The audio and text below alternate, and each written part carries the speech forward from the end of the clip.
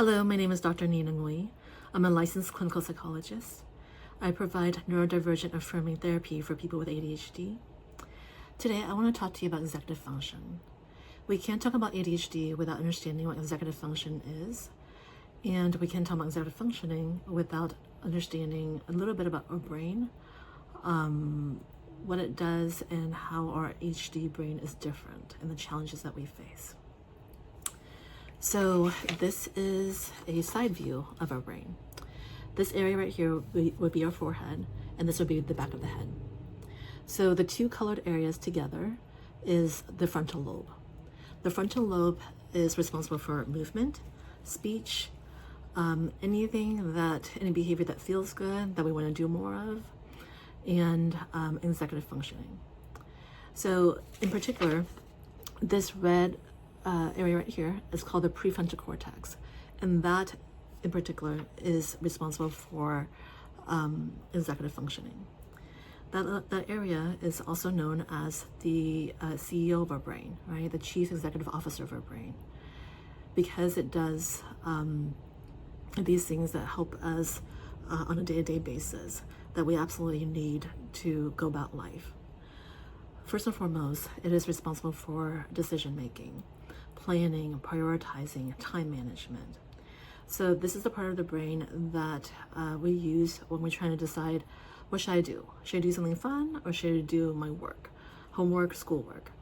When should I do it? Should I do it now? Should I do it later? Where should I do it? Somewhere that's in the kitchen where there's a lot of people around, or in the quiet of my room.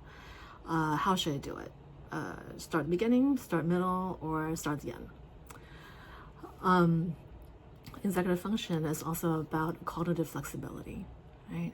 So how well we're able to adapt to new information, how well are we able to switch gears and adjust, or do we get really thrown off when things don't go as planned, as we envision in our head?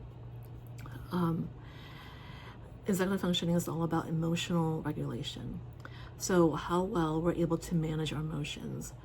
Do we get easily overwhelmed? Do we feel easily? Do we feel deeply and intensely? How well we're able to monitor ourselves and control our impulses, right? Are we able to experience delayed gratification, or do we have the desire to do something and we just take action right away? Executive function is also about working memory. So how well we're able to hold information in our head and manipulate it.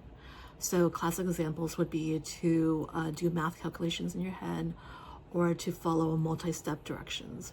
Do we get, are we able to do that with ease, or is it really hard for us? Do we forget? Do we lose track of numbers and lose track of what was said to us in the earlier steps? And also attention, right? How well we're able to pay attention when we want to or need to. So all of those things, those are all executive function skills. And as you can imagine, they are crucial for success in school, work, and just in our regular social life with people. So when the prefrontal cortex of the brain is not adequately stimulated, we experience challenges like being able to follow directions, being able to start tasks, staying on tasks, initiating, switching gears, right? Switching gears when we need to. And we have trouble focusing and regulating our emotions. So those are all hallmarks of ADHD. So I hope this video gives you a better sense of how executive function, the brain, and ADHD are all connected. Thank you so much for watching.